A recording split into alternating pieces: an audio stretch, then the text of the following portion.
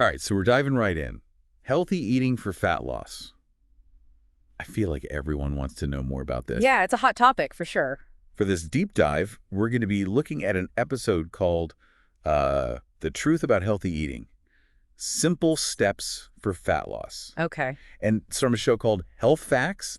And I think a lot of us, want to know how to eat healthy, especially to lose fat, but it can get so overwhelming with all the information out there. It really can. This episode does a nice job of breaking things down. Yeah. Right away, they tackle this idea that healthy eating has to be, all about restriction. Like super restrictive, right? Yeah, and they make it clear that that's not what it's about at all. It's more about balance and really, enjoying your food. Okay. That's good to hear because I think that's where people get tripped up, right? They think they have to cut out everything they enjoy.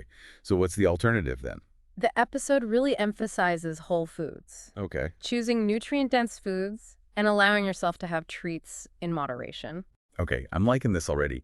But what does nutrient dense actually mean? Basically, you want to get the most nutritional value for the calories you're consuming. So choosing foods that are packed with vitamins, minerals, fiber, all that good stuff, especially when you're aiming for fat loss. So things like fruits and vegetables, lean proteins, whole grains, healthy fats, all of that falls into the nutrient-dense category. Gotcha. Okay. That makes sense. So let's talk about that connection then between what you eat and actually losing fat. The episode talks about this idea of uh, what is it? You can't out-exercise a bad diet. Why is nutrition so important for fat loss? Well, think of it this way. You can hit the gym, as hard as you want. But if your nutrition isn't supporting your goals, you're kind of working against yourself. It's all about creating a calorie deficit, but not in a way that's going to, deprive your body of the nutrients it needs to function properly. Okay, yeah. I feel like so many people get caught up in the exercise part and they kind of forget about, what they're actually putting into their bodies. So you mentioned calorie deficit, but you also mentioned making sure you're getting enough nutrients. How do those two things work together? That's where the macronutrients come in protein, carbohydrates, and healthy fats. Understanding the roles that each of those plays can make a big difference. Okay, so let's break those down. Protein is always a hot topic. Why is it so important? Well, it's essential for building and repairing tissues. It's the building block of our muscles, but it also keeps us feeling full and satisfied, and it helps boost your metabolism. Oh, okay. I knew it was important, but I didn't realize it actually helped with metabolism. All right, now on to carbs. This is where I think a lot of people get confused, right? Should we be avoiding them completely? That's one of the big myths that this episode busts wide open. It's not about cutting out carbs entirely, it's about choosing the right kinds of carbs. Okay, so what are the right kinds? We're talking about complex carbs over simple carbs. So complex carbs are things like whole grains, vegetables. They digest slowly and they give you that sustained energy. Yeah. Simple carbs, those are the ones found in processed foods, sugary drinks. Those are the ones that can lead to those energy crashes and cravings. Gotcha. So ditch the donuts, go for the oatmeal. Mm. All right, what about healthy fats? I still think a lot of people believe that eating fat makes you fat. That's another myth that needs to be debunked. Healthy fats are super important for things like hormone regulation, and they help keep you feeling full. So they actually help with managing those hunger pangs and cravings that can sabotage your progress. Okay. So what are some good sources of healthy fats? Avocados, nuts, olive oil, those are all good examples. You had me at avocado. All right, I'm liking this approach. It's not about deprivation, right? Yeah. It's about choosing foods that actually support your body. But what about those foods that we should be limiting or avoiding? The episode calls out those empty calories, which are, basically those foods that give you calories, but not much nutritional value. Okay, and what are some examples of those? So like sugary drinks, processed snacks, that kind of thing, they can contribute to weight gain without providing the nutrients your body really needs. All right, so those are the things we want to be mindful of. So we've talked about the why, right? The importance of nutrition for fat loss. We've talked about those macronutrients, and we've talked about, things we want to be limiting. What about some actual steps? What does this episode recommend for putting all of this into practice? Well, they suggest a few really practical strategies. One of the first ones they talk about is meal planning. Oh, meal planning. Yeah. Now, I know it can sound kind of tedious, but I have to admit, I'm not the best meal planner, but I'm open to hearing why it's so important. well, they point out that it can help you avoid those impulsive, unhealthy choices, when you're hungry and you're just grabbing whatever's convenient.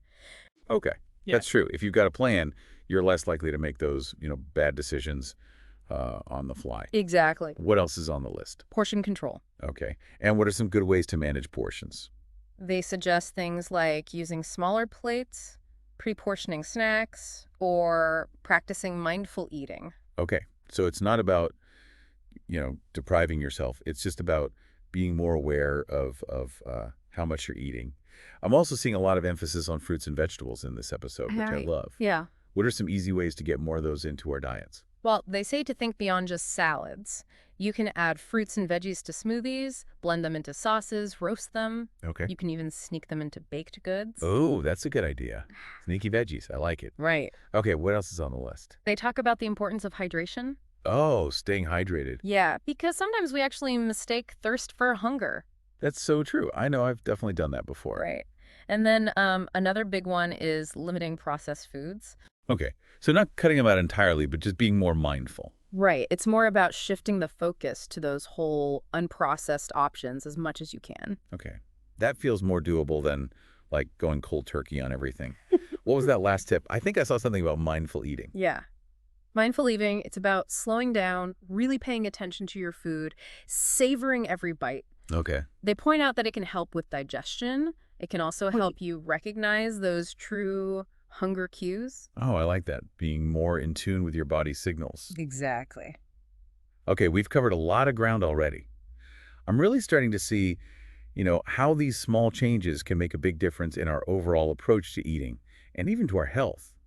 But I know there's still some common myths out there that can kind of hold us back. Definitely. And it looks like this Health Facts episode is ready to tackle those head on, which is great. Oh, perfect. Let's hear it, Mythbusters. All right, let's dive into those myths. Let's do it. Welcome back. So we talked about consistency, right? Making those healthy choices consistently. But how do we make that journey a little bit more enjoyable, less restrictive? Right, because I think that's the thing that trips people up. They feel like it's this big, overwhelming thing. Definitely. Yeah. And the episode actually talks about this idea of shifting your mindset a little bit. Instead of viewing healthy eating as this chore, think about it as an act of self-care. Oh, I like that. Yeah. So instead of focusing on what you're giving up, focus on what you're gaining. Like, how's this going to fuel your workouts? How's this going to give you more energy? How's this going to make you feel your best? Okay, so it's more about a positive approach, right? Not, oh, I can't have this, I can't have that. Exactly. Yeah, But let's be realistic, we all slip up sometimes. totally. Right. And that's where I think people can get discouraged. Like, Yeah. oh, I had that piece of cake, I messed up, I might as well just give up. Right. And the episode actually talks about this too, this all or nothing mentality. They really stress that slip-ups are totally normal. Okay. It's not about perfection, it's about progress. So how do we deal with those slip-ups in a healthy way? Well, instead of beating yourself up about it, acknowledge it, learn from it, and move on. One, off-plan meal or snack, that's not going to derail all of your progress. It's really about getting back on track. Okay. I like that. That takes the pressure off, right? Right. So we're shifting our mindset. We're embracing progress over perfection. But let's get practical. Yeah. Let's talk about those meal ideas. And, how can we make them more appealing, more enjoyable? That's where it gets fun because all of these suggestions are really customizable. So let's take the Greek yogurt with berries and nuts, for example. Oh. You could swap out the berries for different fruits, Okay. depending on what's in season. Mm-hmm. You could add a little nut butter for a more decadent treat, Oh, yeah. or a little granola for crunch. Okay. See, now you're making it sound good. Right. It's all about making it work for you. What about the grilled chicken salad? Any tips for that one? Ooh, yeah, the grilled chicken salad. It's healthy, but it can be kind of, boring. Well, you could add different veggies to it, Yeah. like some grilled zucchini, some bell peppers, some eggplant even. Experiment with different homemade dressing. Oh, I love making my own dressings. Yeah, it's so much better than the store-bought stuff. And don't be afraid to add like little avocado to it Mm-hmm. or a sprinkle of nuts. Okay. I'm getting hungry just thinking about it. Right. And then what about that baked salmon with quinoa and broccoli? Sounds like a perfect, weeknight dinner. Yeah. That's one of my go-tos, actually. I usually keep it pretty simple with the seasoning for the salmon. Well, you could try using different herbs and spices like a citrusy marinade with lemon and dill or a smoky rub with paprika and cumin. You could even swap out the broccoli for a different green vegetable like asparagus. Ooh, asparagus. Yeah. Okay, these are all good ideas. I mean, it's so easy to get stuck in a rut, with your meals. Exactly. But, with just a few little tweaks, you can really mix things up. And you're still getting all the nutrients your body needs, Yeah. You got your protein, you got your healthy carbs, you got your veggies. That's all about balance, right? Exactly. So we've got our practical tips, our customizable meal ideas, and we talked about that mindset shift. Is there anything else we should be keeping in mind as we, kind of navigate this whole healthy eating thing? Well, I think it's important to remember that mindful eating isn't just about, the food itself. Yeah. It's also about how we're eating. Like, are we actually hungry, or are we eating out of boredom or stress? Are we, rushing through our meals, or are we taking the time to savor every bite? I've definitely been guilty of like the mindless snacking in front of the TV. Yeah. Or, just eating too quickly when I'm stressed. We've all been there, right? But by being more mindful, we can actually start making healthier choices. And we can actually enjoy our food more too. Yeah. Because when you're just shoveling it in, you're not really even tasting it. Exactly. So it all comes back to like being kind to yourself, being present, and really nourishing your body. I like that. It's about nourishing yourself physically and mentally. Exactly.